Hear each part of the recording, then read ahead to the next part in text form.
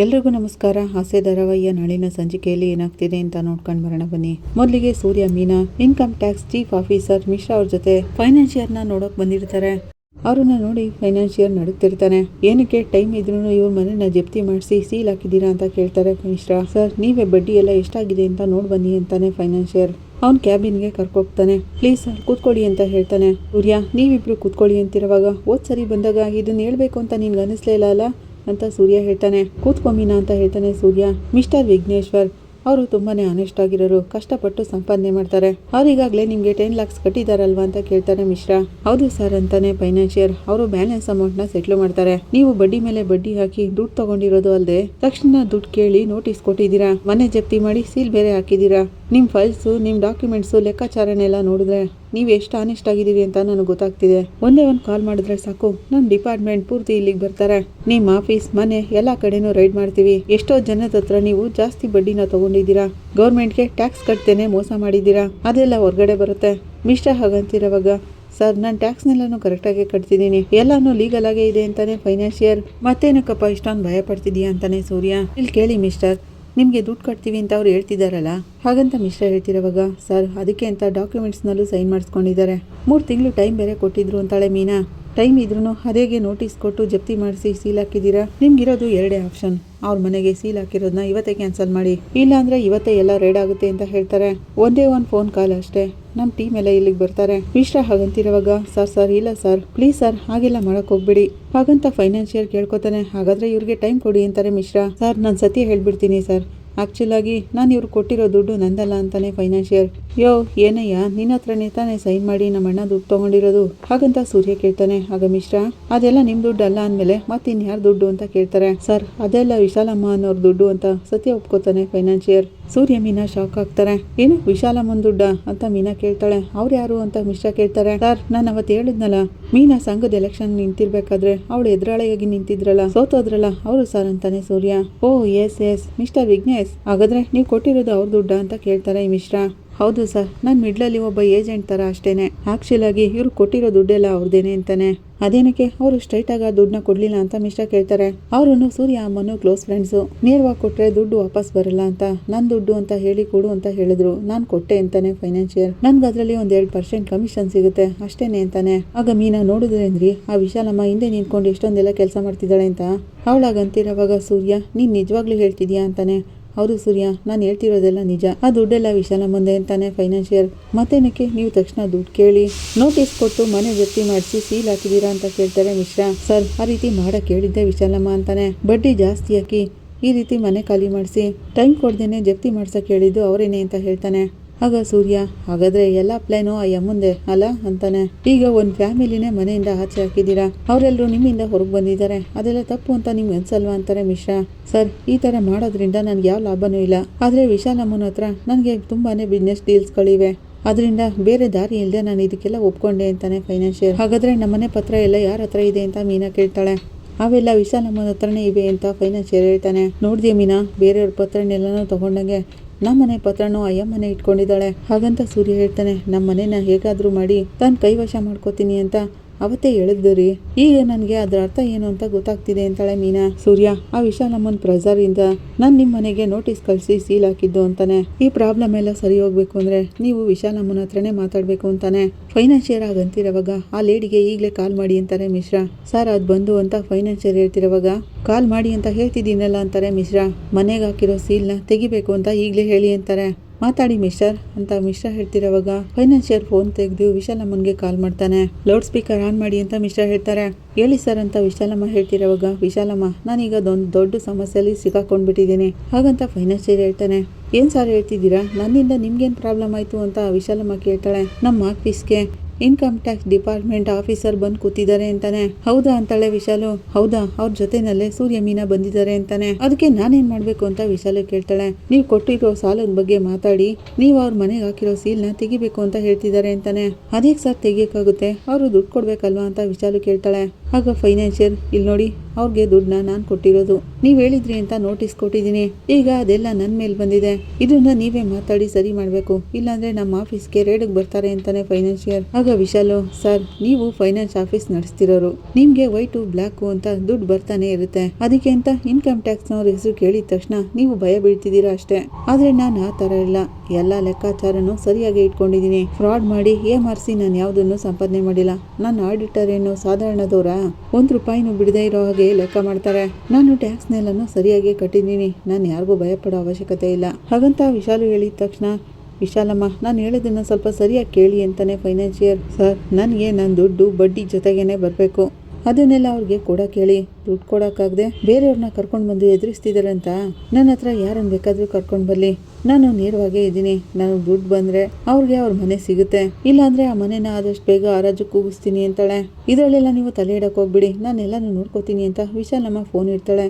Hello hello ಅಂತ financier ಕೇಳ್ತಾನೆ ಇರ್ತಾನೆ. ಸರ್ ನೀವೇ ಎಲ್ಲನೂ ನೋಡಿದ್ರಲ್ಲ, ಇದ್ರ ಮೇಲೆ ನಾನು ಏನು ಮಾಡೋಕ್ಕಾಗುತ್ತೆ? ಹಾಗಂತ ಫೈನಾನ್ಷಿಯರ್ ಹೇಳ್ತಾನೆ, ಅರ್ಥ ಆಗ್ತಿದೆ, ಇದೊಂದು ದೊಡ್ಡ ಕೇಸೇ ಆಗ್ಬೋದು. ಅಂತ ಸಮಯದಲ್ಲಿ ನೀವು ಎಂಕ್ವೈರಿಗೆ ಕರೆದಾಗ ಬರಲೇಬೇಕು. ಹಾಗಂತ ಮಿಶ್ರಾ ಹೇಳ್ತಾರೆ, ಖಂಡಿತ ಬರ್ತೀನಿ ಸರ್ ಅಂತ ಫೈನಾನ್ಷಿಯರ್ ಹೇಳ್ತಾರೆ. ಸೂರ್ಯ ನಾವಿನ್ನು ಹೊರಡೋಣ ಅಂತ ಮಿಶ್ರಾ ಹೇಳ್ತಾರೆ. ಆ ವಿಶಾಲಮ್ಮ ಏನೆಲ್ಲ ಮಾಡಿದ್ದಾಳೆ ನೋಡಿದ್ರಾ? ಈಗಲೂ ಕೂಡ ಎಷ್ಟು ಕೊಬ್ಬಿನ ಮಾತಾಡ್ತಾಳೆ. ಆಯಮ್ಮ ಅಂತಾಳೆ ಮೀನಾ.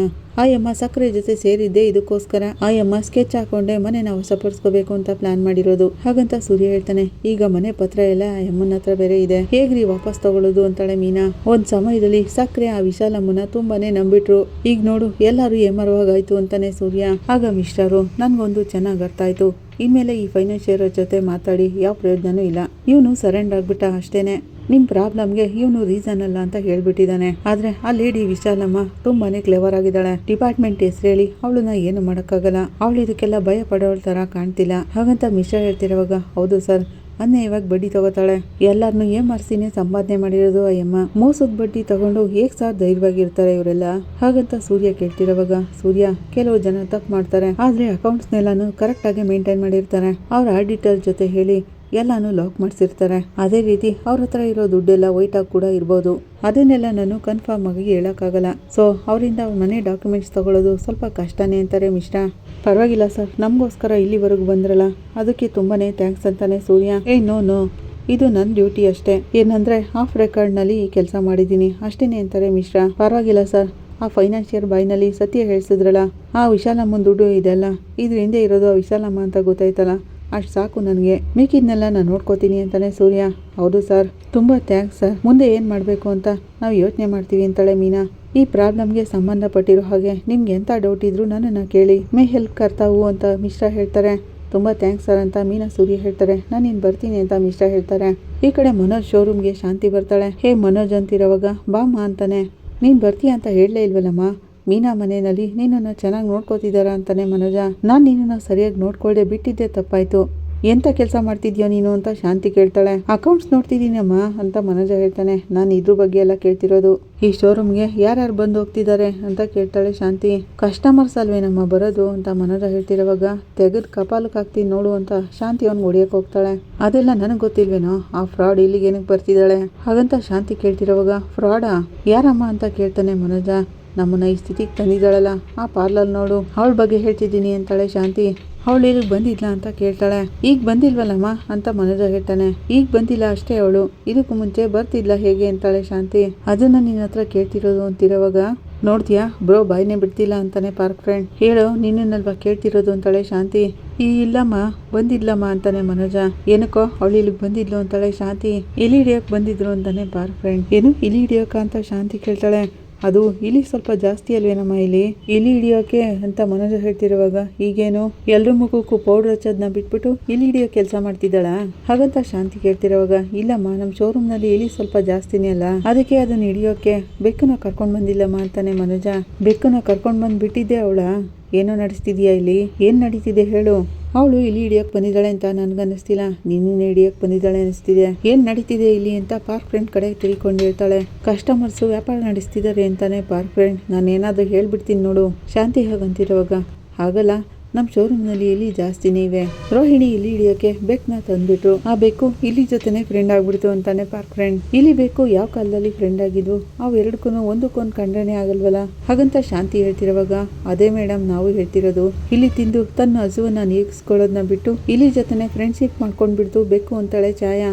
ಇಂಥವೆಲ್ಲ ಅತಿಶಯವಾಗಿ ನಡೀತಾನೆ ಇರ್ತವೆ. ಮನುಷ್ಯನೂ ಅಷ್ಟೇನೆ, ಜಗಳ ಮಾಡ್ಕೋತಿದ್ದವರು ದಿಢೀರಂತ ಒಂದಾಗ್ಬಿಡ್ತಾರೆ ಅಲ್ವಾ ಬ್ರೋ ಅಂತ ಪಾರ್ಕ್ ಫ್ರೆಂಡ್ ಮನೋಜನ ನೋಡ್ಕೊಂಡು ಹೇಳ್ತಾ ಇರ್ತಾನೆ. ಆಗ ಶಾಂತಿ, ಏಯ್ ನನ್ಗದೆಲ್ಲ ಗೊತ್ತಿಲ್ಲ, ಇನ್ಮೇಲೆ ರೋಹಿಣಿ ಇಲ್ಲಿಗೆ ಬರಬಾರ್ದು ಅಂದ್ರೆ ಬರಬಾರ್ದು, ಅವಳಿಗೆ ಸಂಬಂಧಪಟ್ಟಿರೋದು ಯಾವ್ದು ಇಲ್ಲಿರ್ಬಾರ್ದು. ಸೀನು ಹೋಗಿ ಆ ಬೆಕ್ನ ಇಟ್ಕೊಂಡ್ ಬನ್ನಿ ಅಂತ ಹೇಳ್ತಾಳೆ. ನಾನಾ ಅಂತ ಸೀನು ಹೇಳ್ತಿರೋವಾಗ, ನೀನೇನೆ ಅಂತಾಳೆ ಶಾಂತಿ. ಏನೋ ಬೆಕ್ಕು ಅಂದ್ರೆ ಭಯನಾ ಅಂತ ಛಾಯಾ ಕೇಳ್ತಾಳೆ. ಚೇಚೆ ನಾನು ಇಲ್ಲಿನೇ ಹಿಡಿತೀನಂತೆ, ಏನ್ ಬೆಕ್ಕೆ ಯಾವ ಲೆಕ್ಕ, ಅಷ್ಟು ಚಿಕ್ಕ ಬೆಕ್ನ ನನ್ನ ಕೈಲಿ ಹಿಡಿಯೋಕ್ಕಾಗಲ್ವಾ. ಅದೇನಂದ್ರೆ ಇಲ್ಲಿ ಬೇಕು ಇಬ್ರು ಫ್ರೆಂಡ್ ಆಗ್ಬಿಟ್ಟಿದಾರಲ್ಲ, ಈಗ ಅವರಿನ್ನೂ ದೂರ ಮಾಡಿದ್ರೆ ಫ್ರೆಂಡ್ಶಿಪ್ ನ ದೂರ ಮಾಡಿರೋ ಪಾಪ ಬಂದ್ಬಿಡುತ್ತಲ್ಲ ಅಂತ ಯೋಚನೆ ಮಾಡ್ತಿದ್ದೀನಿ ಅಂತಾನೆ. ಆಗ ಶಾಂತಿ, ಏಯ್ ನೀನು ಅವನ ಜೊತೆ ಸೇರ್ಕೊಂಡು ಲೂಸ್ ತರ ಮಾತಾಡ್ತಿದ್ಯಲ್ಲ ಅಂತಾಳೆ. ಅಮ್ಮ ಏನಮ್ಮ ನನ್ನನ್ನು ಲೂಸು ಅಂತಿದ್ಯಾ ಅಂತಾನೆ ಮನೋಜ. ನೀನ್ ಮಾಡ್ತಿರೋ ಕೆಲಸ ಎಲ್ಲ ಅದೇ ತರ ತಾನೇ ಇರೋದು, ಬರ್ತಾ ಬರ್ತಾ ನೀನು ಲೂಸ್ ಆಗ್ತಿದ್ಯಾ ಅಂತಾಳೆ ಶಾಂತಿ. ಅಮ್ಮ ಅಂತಾನೆ ಮನೋಜ. ಇಲ್ಲಿ ನೋಡು ಮನೋಜ, ರೋಹಿಣಿಗೆ ಸಂಬಂಧಪಟ್ಟಿರೋ ಯಾವ ವಸ್ತುನೂ ಇಲ್ಲಿರಬಾರ್ದು, ಅರ್ಥ ಆಯ್ತಾ ಅಂತಾಳೆ ಶಾಂತಿ. ಸೀನು ಹೋಗಿ ಆ ಬೆಕ್ನ ಇಟ್ಕೊಂಡು ಬನ್ನಿ ಅಂತಾಳೆ. ಓಕೆ ಮೇಡಮ್ ಅಂತ ಸಂತೋಷ್ ಓಡೋಗ್ತಾನೆ. ಏಯ್ ಇನ್ಮೇಲೆ ಅವಳು ಇಲ್ಲಿಗೆ ಬರಬಾರ್ದು, ಅವಳಿಗೂ ನಿನ್ಗೂ ಖಂಡಿತ ಡಿವೋರ್ಸ್ ಆಗೇ ಆಗುತ್ತೆ, ಅವಳ ಸಹವಾಸನೇ ಬೇಡ, ಅವಳಿಂದನೇ ನಮ್ಮ ಕುಟುಂಬದಲ್ಲಿ ಇಷ್ಟೊಂದೆಲ್ಲ ಸಮಸ್ಯೆ ಆಗಿರೋದು. ಮೊದಲು ಅವಳ ಸಹವಾಸನ ಕಟ್ ಮಾಡಿಬಿಡು, ನಿನಗೆ ಡೈವರ್ಸ್ ಆದ್ರೇನೆ ನಿನ್ನ ಜೀವನ ಚೆನ್ನಾಗಿರೋದು, ಅದನ್ನ ಮೊದಲು ಅರ್ಥ ಮಾಡ್ಕೊಂಡು ನಡ್ಕೋ ಹಾಗಂತ ಶಾಂತಿ ಹೇಳ್ತಿರೋವಾಗ ಸೀನು ಹೋಗಿ ಬೆಕ್ಕಿಡ್ಕೊಂಡು ಬರ್ತಾರೆ. ಅಮ್ಮ ಮೇಡಮ್ ಹೇಗೋ ಕಷ್ಟಪಟ್ಟು ಈ ಬೆಕ್ನ ಹಿಡ್ದಿದ್ದೀನಿ ಹಾಗಂತ ಸೀನು ಹೇಳ್ತಿರುವಾಗ, ಕೊಡಿಲಿ ಅಂತ ಶಾಂತಿ ಬೆಕ್ ಬಾಕ್ಸ್ನ ಇಡ್ಸ್ಕೊತಾಳೆ. ಅಮ್ಮ ಸ್ವಲ್ಪ ಜಾಗೃತಿಯಾಗಿರಿ, ಇಲ್ಲ ಅಂದ್ರೆ ಹೊರಗಡೆ ಓಡೋಗ್ಬಿಡುತ್ತೆ ಅಂತಾನೆ ಸೀನು. ಇನ್ಮೇಲೆ ಇದು ಹೇಗೆ ಇಲ್ಲಿಗೆ ಓಡ್ ಬರುತ್ತೆ ಅಂತ ನಾನು ನೋಡ್ತೀನಿ ಅಂತಾಳೆ ಶಾಂತಿ. ಏ ಮನೋಜ್, ಇನ್ಮೇಲೆ ಈ ಶೋರೂಮ್ ನಲ್ಲಿ ಏನ್ ನಡೆಯುತ್ತೆ ಅಂತ ನಾನು ನೋಡ್ತಾನೆ ಇರಬೇಕು, ಅದಕ್ಕೇನು ದಾರಿ ಇದೆ ಹೇಳು ಅಂತಾಳೆ ಶಾಂತಿ. ನೀವು ಇಲ್ಲಿ ಏನು ನಡೆಯುತ್ತೆ ಅಂತ ನೋಡ್ತಾನೆ ಇರಬೇಕು ಅನ್ಕೊಂಡ್ರೆ ಚೇರ್ ಹಾಕೊಂಡು ಇಲ್ಲೇ ಕೂತ್ಕೋಬೇಕು ಅಂತಾನೆ ಮನೋಜ. ಲೇ ನಾನಂತೂ ಇಲ್ಲಿ ಸುಮ್ಮನೆ ಕೂತ್ಕೊಳ್ಳೋಕ್ಕಾಗಲ್ಲ ಅಂತಾಳೆ ಶಾಂತಿ. ಹಾಗಾದ್ರೆ ಈ ಶೋರೂಮ್ ಅಲ್ಲಿ ಕೆಲ್ಸಕ್ಕೆ ಸೇರ್ಕೊಂಡು ಬಿಡಿ ಅಂತಾನೆ ಪಾರ್ಕ್ ಫ್ರೆಂಡ್. ಏನಂದೆ, ನಾನು ಕೆಲಸ ಮಾಡ್ಬೇಕಾ ಅಂತಾಳೆ ಶಾಂತಿ. ಆಗ ಛಾಯಾ, ಮೇಡಮ್ ಈಗ ನೀವು ಇಲ್ಲಿ ಏನು ನಡೆಯುತ್ತೆ ಅಂತ ನೋಡ್ತಾ ಇರಬೇಕು ಅಷ್ಟೇ ತಾನೇ ಅಂತಾಳೆ. ಹ್ಞೂ ಅಂತಾಳೆ ಶಾಂತಿ. ಅದಕ್ಕೆ ಈ ಶೋರೂಮ್ ಅಲ್ಲಿರೋ CCTVಗೆ ನಿಮ್ಮ ಮೊಬೈಲ್ನ ಸೆಟ್ ಮಾಡಿಬಿಟ್ರೆ ಸಾಕು ಹಾಗಂತ ಅವಳು ಹೇಳ್ತಿರೋವಾಗ, ಓಹೋ ಹಾಗಾದ್ರೆ ಇಲ್ಲಿ ನಡೆಯೋದ್ನೆಲ್ಲನೂ ಅವಾಗವಾಗ ನಾನು ನೋಡ್ತಾನೆ ಇರ್ಬೋದಾ ಅಂತಾಳೆ ಶಾಂತಿ. ಹೌದು ಮೇಡಮ್, ಅದು ಕೂಡ ನಿಮ್ಮ ಫೋನ್ನಲ್ಲೇ ನೋಡ್ಬೋದು, ಈ ಶೋರೂಮ್ಗೆ ಯಾರು ಬರ್ತಾರೆ, ಯಾರು ಹೋಗ್ತಾರೆ, ಏನು ಮಾತಾಡ್ತಾರೆ, ಇದಕ್ಕೆಲ್ಲ ನೀವು ಮನೇಲೇ ಕೂತ್ಕೊಂಡು ಉತ್ತರ ಕೊಡ್ಬೋದು ಅಂತಾಳೆ. ಅವಳು ಹಾಗೆ ಹೇಳ್ತಿರುವಾಗ ಮನೋಜ ಅಯ್ಯೋ ಅನ್ಕೋತಿರ್ತಾನೆ. ನೀವು ಮನೇಲೇ ಕೂತ್ಕೊಂಡು ಫೋನ್ನಲ್ಲಿ ಎಲ್ಲಾನು ನೋಡ್ಬೋದು ಅಂತಾಳೆ ಛಾಯಾ. ಶಾಂತಿ ಸುತ್ತಮುತ್ತ ನೋಡ್ತಿರುವಾಗ, ಶೋರೂಮ್ನಲ್ಲಿ ಎಲ್ಲ ಕಡೆನೂ CCTV ಇವೆ ಮೇಡಮ್ ಅಂತಾನೆ ಪಾರ್ಕ್ ಫ್ರೆಂಡ್. ಸರಿ ಬಾ ನೀನು ಅದೇ ಸೆಟ್ ಮಾಡಿಕೊಡು ಅಂತ ಛಾಯನ ಕರ್ಕೊಂಡು ಹೋಗ್ತಾಳೆ ಶಾಂತಿ. ಈ ಕಡೆ ಸೂರ್ಯ ಮೀನಾ ಇಬ್ರು ವಿಶಾಲಮ್ಮನ ಹತ್ರ ಬರ್ತಾರೆ. ಅವಳು ಅಷ್ಟೊತ್ತಿಗಾಗಲೇ ಕಾರ್ ಹತ್ತಿರ್ತಾಳೆ. ವಿಶಾಲಮ್ಮ ಅಂತ ಜೋರಾಗಿ ಕೂಗ್ತಾಳೆ ಮೀನಾ. ಏನೋ ರೋಡ್ನಲ್ಲಿ ನಿಂತ್ಕೊಂಡು ನನ್ನ ಹೆಸರನ್ನ ಕೂಗ್ತಿದೆಯಲ್ಲ ಜೋರಾಗಿ ಅಂತಾಳೆ ವಿಶಾಲು. ನಿನ್ನನ್ನು ನೋಡೋಕೆ ನಿಮ್ಮ ಮನೆ ಹತ್ರ ಬಂದಿದ್ದು ಅಂತಾನೆ ಸೂರ್ಯ. ಏನು ನನ್ನನ್ನು ಹುಡ್ಕೊಂಡು ಬಂದ್ರ, ಏನು ನನ್ನಿಂದ ಸಹಾಯ ಆಗ್ಬೇಕಿತ್ತ, ಬಡ್ಡಿಗೆ ಏನಾದ್ರು ದುಡ್ಡು ಬೇಕಿತ್ತ ಅಂತಾಳೆ ವಿಶಾಲು. ಆಗ ಸೂರ್ಯ, ಮೊದಲು ನಿನ್ ಬಾಯಿ ಮುಚ್ಚು, ನೀನ್ ಕೂಡಿಟ್ಟಿರೋ ಪಾಪದ ದುಡ್ಡು ಯಾರಿಗೆ ಬೇಕು ಅಂತಾನೆ. ಆಗ ವಿಶಾಲು, ದುಡ್ಡಿಗೆ ಪಾಪ ಪುಣ್ಯ ಎಲ್ಲ ಗೊತ್ತಾಗಲ್ಲ ಸೂರ್ಯ, ಆದ್ರೆ ಅದನ್ನ ಖರ್ಚು ಮಾಡಿ ಪಾಪನು ಪುಣ್ಯದ ರೀತಿ ಬದಲಾಯಿಸ್ಕೋಬಹುದು ಅಂತಾಳೆ. ನೀನಂತವ್ರೆಲ್ಲ ಅದೇ ಕೆಲಸ ತಾನೇ ಮಾಡೋದು, ಬೆಳೆಯೋದನ್ನ ತುಳಿಯೋದು, ಇನ್ನೊಬ್ರನ್ನ ಏಮಾರ್ಸೋದು, ಕಿತ್ಕೊಂಡು ತಿನ್ನೋದು, ತಲೆ ಹೊಡೆದು ಸಂಪಾದನೆ ಮಾಡೋದು, ಎಲ್ಲಾ ಕೆಲ್ಸನೂ ನಿಮ್ಮಂತವ್ರೆ ತಾನೇ ಮಾಡೋದು. ಎಲ್ಲಾ ತಪ್ಪುಗಳನ್ನ ಮಾಡಿ ದೇವಸ್ಥಾನಕ್ಕೆ ಹೋಗಿ ದುಡ್ಡು ಕೊಡೋದು, ಒಳ್ಳೇದ್ ಮಾಡಪ್ಪ ಅಂತ ಬೇಡ್ಕೊಳ್ಳೋದು, ಏನ್ ಮಾಡಕ್ಕಾಗುತ್ತೆ, ನಿಮ್ಮಂತವ್ರಿಗೆಲ್ಲ ದೇವ್ರು ಒಲ್ದು ಬಿಡ್ತಾನೆ. ಕಷ್ಟಪಟ್ಟು ಸಂಪಾದನೆ ಮಾಡೋರ ಹತ್ರ ಮಾರಿಸಿ ದುಡ್ಡನ್ನ ಕಿತ್ಕೋತಿರಲ್ಲ, ಆ ದುಡ್ಡಿನಲ್ಲಿ ಊಟ ಮಾಡ್ತಿರಲ್ಲ, ಅದು ಹೇಗೆ ಹೋಗುತ್ತೆ ನಿಮ್ ಒಳಗೆ ಹಾಗಂತ ಸೂರ್ಯ ಹೇಳ್ತಿರೋವಾಗ, ಏಯ್ ನಮ್ಮ ಅಕ್ಕನ್ ಏನೋ ಮರ್ಯಾದೆ ಇಲ್ಲದೆ ಮಾತಾಡ್ತಿದ್ಯಾ ಅಂತ ಅವಳ ಕಡೆ ರೌಡಿ ಕೇಳ್ತಾನೆ. ನಿಮ್ಮ ಅಕ್ಕನ್ಗೆ ಇಷ್ಟು ಮರ್ಯಾದೆ ಕೊಡ್ತಿರೋದೇ ಹೆಚ್ಚು, ಅವಶ್ಯಕತೆ ಇಲ್ಲದೆ ಮಾತಾಡಿದ್ರೆ ನೀನನ್ನು ನಾಲ್ಕು ಬಿಡಬೇಕಾಗುತ್ತೆ ಅಂತಾನೆ ಸೂರ್ಯ. ಆಗ ವಿಶಾಲು, ಸೂರ್ಯ ನೀನೇನೇ ಕಿಲುಗ್ ಬಂದು ಅವಶ್ಯಕತೆ ಇಲ್ಲದೆ ಈ ನಿನ್ನ ವೀರಾವೇಶ ತೋರಿಸ್ತಿದ್ಯಾ ಅಂತಾಳೆ. ಆಗ ಮೀನಾ, ಏಯ್ ನೀನು ಮಾಡಿರೋ ಫ್ರಾಡ್ ಕೆಲಸ ಎಲ್ಲ ನನಗೆ ಚೆನ್ನಾಗೇ ಗೊತ್ತು, ಆ ಫೈನಾನ್ಸಿಯರ್ನ ಮುಂದೆ ಬಿಟ್ಟು ಎಲ್ಲ ಕೆಲಸನೂ ನೀನೇ ಮಾಡಿಸಿರೋದು ಅಂತ ನನಗೆ ಚೆನ್ನಾಗೇ ಗೊತ್ತು ಅಂತಾಳೆ. ಅರ್ಥ ಆಗ್ತಿಲ್ವಲ್ಲ ಅಂತ ವಿಶಾಲು ಕೇಳ್ತಾಳೆ. ನಾಟಕ ಮಾಡಬೇಡ್ವೆ, ಫೈನಾನ್ಸಿಯರ್ನ ಮುಂದೆ ಬಿಟ್ಟು ಅತ್ತೆಗೆ ದುಡ್ಡು ಕೊಡಿಸಿರೋದು ನೀನೇ ಅಲ್ವಾ ಅಂತಾಳೆ ಮೀನಾ. ಓ ಅದಾ, ನಾನೇ ಕೊಟ್ಟಿದ್ದು, ಅದಕ್ಕೇನೀಗ ಬಡ್ಡಿ ಬಿಸ್ನೆಸ್ ಅಂದ್ರೇನೆ ಹಾಗೆ ಮೀನಾ, ಎಲ್ಲಾನು ನೇರವಾಗಿ ಮಾಡೋಕ್ಕಾಗಲ್ವಲ್ಲ, ಗೊತ್ತಿರೋರಿಗೆ ದುಡ್ಡು ಕೊಟ್ಟರೆ ನೇರವಾಗಿ ವಸೂಲಿನೂ ಮಾಡೋಕ್ಕಾಗಲ್ಲ. ನಿಮ್ಮತ್ತೆ ನನಗೆ ಟೀಚರು, ಅದರಿಂದ ದುಡ್ಡು ವಾಪಸ್ ಮತ್ತೆ ಬರಲ್ಲ ಅಂತ ಅಂದ್ಕೊಂಡು ಫೈನಾನ್ಷಿಯರ್ ಮೂಲಕ ದುಡ್ಡು ಕೊಡಿಸ್ದೆ, ಇದ್ರಲ್ಲೇನಿದೆ ಹಾಗಂತ ವಿಶಾಲು ಹೇಳ್ತಿರುವಾಗ, ನೀನೇನಕ್ಕೆ ದುಡ್ಡು ಕೊಟ್ಟಿದೀಯಾ ಅಂತ ನನಗೆ ಗೊತ್ತಿಲ್ವಾ, ಅನ್ಯಾಯವಾಗಿ 48 ಲಕ್ಷ ಲೆಕ್ಕ ತೋರಿಸಿದ್ಯಾ, ಅಷ್ಟೊಂದು ದುಡ್ಡನ್ನ ನಮ್ಮಮ್ಮ ತಗೊಂಡೇ ಇಲ್ಲ ಹಾಗಂತ ಸೂರ್ಯ ಹೇಳ್ತಿರುವಾಗ, ಸೂರ್ಯ ಬಡ್ಡಿ ಅಂತ ಒಂದಿದೆಯಲ್ಲ ಹಾಗಂತ ವಿಶಾಲು ಹೇಳ್ತಾಳೆ. ನೀನು ತಗೋತಿರೋದು ಅನ್ಯಾಯದ ಬಡ್ಡಿ, ಮೋಸದಿಂದ ಬಡ್ಡಿ ತಗೊಳ್ದು ಅಲ್ಲದೆ ನಮ್ಮ ಮನೆ ಪತ್ರನೂ ಬೇರೆ ಇಟ್ಕೊಂಡಿದ್ಯಲ್ಲ ಅಂತಾಳೆ ಮೀನಾ. ನಾನೇನು ಸುಮ್ಮನೆ ಕೊಟ್ಟಿಲ್ಲ ಮೀನಾ ದುಡ್ಡನ್ನ, ನಿಮ್ಮ ಅತ್ತೆನೆ ನನ್ನನ್ನು ಹುಡ್ಕೊಂಡು ಬಂದು ಬೇಡ್ಕೊಂಡ್ರು, ಪಾಪ ಅಂತ ನಾನು ಕೊಟ್ಟೆ, ಅದಕ್ಕೆ ಬಡ್ಡಿ ತಗೊಳ್ಳೋದ್ರಲ್ಲಿ ಏನು ತಪ್ಪಿಲ್ವಲ್ಲ ಅಂತ ವಿಶಾಲು ಕೇಳ್ತಾಳೆ. ನಿನ್ನ ಗುರಿ ಏನಿದ್ರು ದುಡ್ಡು ತಗೊಳ್ಳೋದಲ್ಲ, ಮನೇನ ನಿನ್ನ ಕೈ ವಶ ಮಾಡ್ಕೊಳ್ಳೋದು, ಅದೇನೇ ತಾನೇ ಅಂತಾಳೆ ಮೀನಾ. ಆಗ ವಿಶಾಲು ನಗ್ತಾಳೆ. ನಮ್ಮ ಸಕ್ಕರೆಗೆ ಫ್ರೆಂಡ್ ಅಂತ ಹೇಳ್ಕೊಂಡು ಅವ್ರಿಗೇನೆ ದ್ರೋಹ ಮಾಡ್ಬಿಟ್ಟಿಯಲ್ಲ ನೀನು ಅಂತಾನೆ ಸೂರ್ಯ. ನೋಡು ಸೂರ್ಯ, ಫ್ರೆಂಡೇ ಬೇರೆ ವ್ಯವಹಾರನೇ ಬೇರೆ, ಸರಿ ಈಗ ನಿಮ್ಗೇನು ಬೇಕು ಅಂತಾಳೆ. ಅದನ್ನ ಮೊದಲು ಹೇಳು ಅಂತ ವಿಶಾಲು ಕೇಳ್ತಾಳೆ. ನೀನು ಕೊಟ್ಟಿರೋ ದುಡ್ಡಿಗೆ ಬಡ್ಡಿ ಸಮೇತ ನಾವು ಸಾಲ ತೀರಿಸ್ತೀವಿ, ಮೊದಲು ಮನೆಗೆ ಹಾಕಿರೋ ಸೀಲ್ನ ತೆಗಿಸು ಅಂತಾನೆ ಸೂರ್ಯ. ಆಗ ವಿಶಾಲು, ಸೂರ್ಯ ಅದು ಕೋರ್ಟ್ನಲ್ಲಿ ತೀರ್ಮಾನ ಆಗಬೇಕು, ಅದಕ್ಕೂ ಮುಂಚೆ ನಾನೇನು ಮಾಡೋಕ್ಕಾಗುತ್ತೆ ಅಂತಾಳೆ. ಮನೆಗೆ ಸೀಲ್ ಹಾಕೋಕೆ ಹೇಳಿದ್ದೆ ನೀನು ತಾನೇ, ನೀನು ಹೇಳಿದ್ರೆ ಅದೆಲ್ಲ ಕ್ಯಾನ್ಸಲ್ ಆಗುತ್ತೆ ಅಂತಾನೆ ಸೂರ್ಯ. ಕ್ಯಾನ್ಸಲ್ ಮಾಡಿಸ್ಬೋದಿತ್ತು, ಅದರಿಂದ ನನಗೇನು ಲಾಭ ಹಾಗಂತ ವಿಶಾಲು ಕೇಳ್ತಾಳೆ. ನೀನು ದುಡ್ಡು ಆದಷ್ಟು ಬೇಗ ನಿನ್ನ ಕೈ ಸೇರುತ್ತೆ, ಅದಕ್ಕೂ ಮುಂಚೆ ನಮ್ಮ ಕುಟುಂಬದವರೆಲ್ಲ ಮೊದಲು ಮನೆಗೆ ಹೋಗ್ಬೇಕು ಅಂತಾಳೆ ಮೀನಾ. ನೋಡು ಮೀನಾ, ದುಡ್ಡನ್ನ ಹೇಗಿದ್ರು ನೀನು ಕೊಡಲೇಬೇಕು, ಬೇರೆ ದಾರಿನೇ ಇಲ್ಲ, ಆದರೆ ನಿಮ್ಮನೆ ನಿಮ್ಮ ಕೈ ಸಿಗಲ್ಲ, ಅದು ಕೈ ಬಿಟ್ಟು ಹೋಗುತ್ತೆ ಅಂತಾಳೆ. ಅದೇನಂದ್ರೆ ಸೀಲ್ ಹಾಕಿರೋದಕ್ಕೆ ಬರೀ ದುಡ್ಡು ಬಂದ್ರೆ ಸಾಲದು ಹಾಗಂತ ವಿಶಾಲು ಹೇಳ್ತಿರುವಾಗ ಬೇರೆ ಇನ್ನೇನು ಮಾಡಬೇಕು ಅಂತಾಳೆ ಮೀನಾ. ಏನು ಹೇಳಿದ್ರು ಮಾಡ್ತೀಯಾ ಅಂತಾಳೆ ವಿಶಾಲು. ಮೊದಲು ಹೇಳು ಅಂತಾಳೆ ಮೀನಾ. ನಿಮ್ಮ ಕುಟುಂಬದವರು ಮತ್ತೆ ಮನೆಗೆ ಬರಬೇಕು ಅಂದರೆ ನೀನು ಏನು ಬೇಕಾದರೂ ಮಾಡ್ತೀಯಲ್ಲ ಅಂತ ಕೇಳ್ತಾಳೆ ವಿಶಾಲು. ನಾನು ಏನು ಮಾಡಬೇಕು ಅಂತ ಮೊದಲು ಹೇಳು ಅಂತಾಳೆ ಮೀನಾ. ಸರಿ, ನೀನು ಇಷ್ಟು ದೂರ ಬಂದು ಕೇಳ್ತಿದ್ಯಾ ಅಂತ ಹೇಳ್ತಿದ್ದೀನಿ, ದೊಡ್ಡದಾಗಿ ನೀನೇನು ಮಾಡಬೇಕಾಗಿಲ್ಲ ಮೀನಾ, ನನ್ನನ್ನು ಸೋಲಿಸಿ ನೀನು ಕೂತಿದೀಯಲ್ಲ ಅಧ್ಯಕ್ಷ ಪಟ್ಟ, ಅದಕ್ಕೆ ನೀನು ರಾಜೀನಾಮೆ ಕೊಡ್ಬೇಕಷ್ಟೇ ಹಾಗಂತ ವಿಶಾಲು ಹೇಳ್ತಿರುವಾಗ ಏನು ರಾಜೀನಾಮೆ ಕೊಡ್ಬೇಕಾ ಅಂತಾನೆ ಸೂರ್ಯ. ಹೌದು, ಇವಳೇನಾದ್ರು ರಾಜೀನಾಮೆ ಕೊಟ್ರೆ ಇವಳಾದ್ಮೇಲೆ ಜಾಸ್ತಿ ಓಟ್ ತಗೊಂಡಿರೋದು ನಾನೇ ತಾನೇ, ಮತ್ತೆ ಯಾರು ನನ್ನ ವಿರುದ್ಧ ಪೈಪೋಟಿಗೆ ಬರಲ್ಲ, ಆಗ ನಾನೇ ಗೆದ್ಬಿಡ್ತೀನಿ ಅಂತಾಳೆ ವಿಶಾಲು. ನೀನು ಅಧ್ಯಕ್ಷರ ಪದವಿಗೆ ರಾಜೀನಾಮೆ ಕೊಟ್ಟಿದ ತಕ್ಷಣನೇ ನಿಮ್ಮ ಮನೆಗೆ ಹಾಕ್ಸಿರೋ ಸೀಲ್ನ ನಾನು ತೆಗಿಸ್ತೀನಿ ಅಂತಾಳೆ ವಿಶಾಲು. ಏನು ಹೇಳ್ತೀಯಾ ಅಂತ ಕೇಳ್ತಾಳೆ ಮೀನಾ. ಈಗ ನಿನ್ಗೆ ಅರ್ಥ ಆಯ್ತಾ ಈ ಅಮ್ಮ ಏನು ಅನ್ಕೊಂಡು ಬಂದಿದ್ದಾಳೆ ಅಂತ? ಈ ಅಮ್ಮನ ಕಣ್ಣು ನಿನ್ನ ಅಧ್ಯಕ್ಷರ ಸ್ಥಾನದ ಮೇಲಿದೆ. ಮೀನಾ ಪದವಿಗೂ ನಮ್ಮ ಮನೆಗೂ ಏನು ಸಂಬಂಧ? ಇಷ್ಟು ಕೀಳ್ಮಟ್ಟದಲ್ಲಿ ಎದುರಿಸಿ ಪದವಿನ ತಗೋಬೇಕು ಅನ್ಕೊಂಡಿದೀಯಲ್ಲ, ನಿನಗೆ ಅಸಹ್ಯ ಅನ್ನಿಸ್ತಿಲ್ವಾ ಅಂತಾನೆ ಸೂರ್ಯ. ಇಲ್ಲಪ್ಪ, ನಮ್ಗೆ ಅವಶ್ಯಕತೆ ಇರೋದು ಬೇಕು ಅನ್ಸಿದ್ರೆ ನಾವೇನು ಬೇಕಾದರೂ ಮಾಡಬೇಕಾಗುತ್ತೆ, ಅದೇ ನನ್ನ ಪಾಲಿಸಿ ಅಂತಾಳೆ. ಇದು ತುಂಬಾನೇ ಕೇವಲವಾದ ಪಾಲಿಸಿ ಹಾಗಂತ ಸೂರ್ಯ ಹೇಳ್ತಾನೆ. ನೀನು ಏನು ಬೇಕಾದರೂ ಅನ್ಕೋ, ನಾನು ಅಲ್ಲಿ ಅಧಿಕಾರದಲ್ಲಿ ಇಲ್ಲ ಅಂದ್ರೂ ನಾನು ಹೇಳಿದ್ದೆ ನಡೀತಿತ್ತು ಅಲ್ಲಿ. ಯಾವಾಗ ಇವಳು ನನ್ನಿಂದ ಅದನ್ನು ಕಿತ್ಕೊಂಡ್ಲೋ, ನನ್ನ ಮರ್ಯಾದೆ ನನ್ನ ಗೌರವ ಎಲ್ಲ ಹೋಯ್ತು, ನನ್ನ ಸ್ಥಾನಮಾನನೂ ಕಡಿಮೆ ಆಯಿತು ಹಾಗಂತ ವಿಶಾಲು ಹೇಳ್ತಿರೋವಾಗ ಎಲ್ಲ ಎಲ್ಲಿ ಹಾಗೆ ಇರುತ್ತೆ, ಒಳ್ಳೆ ಮನ್ಸಿರೋರ್ಗೆ ಮಾತ್ರನೇ ಒಳ್ಳೆ ಸ್ಥಾನ ಅನ್ನೋದು ಯಾವಾಗಲೂ ಇರೋದು, ನಿಮ್ಮಂಥವ್ರಿಗೆ ಎಲ್ಲಿ ಅಂತ ದೊಡ್ಡ ಸ್ಥಾನ ಸಿಗುತ್ತೆ ಅಂತಾನೆ ಸೂರ್ಯ. ಹಾಗಾದ್ರೆ ಆ ಪದವಿಗೋಸ್ಕರ ಇದನ್ನೆಲ್ಲ ಮಾಡ್ದೀಯ ಅಂತಾಳೆ ಮೀನಾ. ಅದನ್ನೇ ಹೇಳ್ತಿದ್ದೇನಲ್ಲ, ನನ್ನ ಮುಂದೆ ಮಾತಾಡೋಕ್ಕೂ ಯೋಗ್ಯತೆ ಇಲ್ಲದೆ ಇರೋಳು ನೀನು, ನಾನಿರ್ಬೇಕಾಗಿರೋ ಪದವಿನಲ್ಲಿ ಕಾಲ್ ಮೇಲೆ ಕಾಲ್ ಹಾಕೊಂಡು ಕೂತಿದ್ಯಾ, ನನ್ನಿಂದ ಅದನ್ನೆಲ್ಲ ನೋಡೋಕ್ಕಾಗ್ತಿಲ್ಲ. ಕೊಟ್ಟವಳನ್ನ ಅಧ್ಯಕ್ಷೆ ಮಾಡಿ ತಲೆ ಮೇಲೆ ಹೊತ್ಕೊಂಡು ಮೆರೆಸ್ತಿದ್ದಾರೆ, ಚೇಚೆ ನನ್ನಿಂದ ಇದನ್ನೆಲ್ಲ ನೋಡೋಕ್ಕಾಗ್ತಿಲ್ಲ ಅಂತಾಳೆ. ನೋಡು ಮೀನಾ, ನಿನ್ಗಿರೋದು ಎರಡೇ ಆಪ್ಷನ್, ನಿನ್ಗ ಪದವಿ ಬೇಕಾ ಅಥವಾ ನಿಮ್ಮ ಮಾವ ದೇವಸ್ಥಾನ ಅನ್ಕೊಂಡಿರೋ ಮನೆ ಬೇಕಾ, ನೀನೇ ನಿರ್ಧಾರ ಮಾಡು ಅಂತಾಳೆ ವಿಶಾಲು. ಓ, ನಮಗೆ ಆಪ್ಷನ್ ಕೊಡ್ತಿದ್ದೀರಾ, ನೇರವಾಗಿ ಬರೋಕ್ಕಾಗ್ತಿಲ್ವಲ್ಲ ಮೀನಾ, ಅದಕ್ಕೆ ಇಂಡೈರೆಕ್ಟ್ ಆಗಿ ಆ ಸ್ಥಾನಕ್ಕೆ ಕೂತ್ಕೊಳ್ಳೋಕೆ ನೋಡಿದ್ದಾಳೆ ಈ ಅಮ್ಮ ಅಂತಾನೆ ಸೂರ್ಯ. ಫೈನಾನ್ಷಿಯರ್ ಹತ್ರ ದುಡ್ಡು ಕೊಡಿಸಿ ಹಿಂದೆ ನಿಂತ್ಕೊಂಡು ನರಿ ಕೆಲಸ ಮಾಡ್ತಿದ್ಯಾ, ಅದೇ ಥರ ನಿನ್ನ ಪದವಿನೂ ಕಿತ್ಕೊಳ್ಳೋಕೆ ನೋಡ್ತಿದ್ದಾಳೆ ಹಾಗಂತ ಸೂರ್ಯ ಹೇಳ್ತಿರೋವಾಗ ಮೀನಾ, ನಾನು ಬಡ್ಡಿಗೆ ದುಡ್ಡು ಕೊಡೋಳು, ಅನ್ಯಾಯದ ಬಡ್ಡಿನೂ ಕಿತ್ಕೋತೀನಿ, ಆದರೆ ಕೊಟ್ಟ ಮಾತನ್ನ ಮಾತ್ರ ಮೀರಲ್ಲ.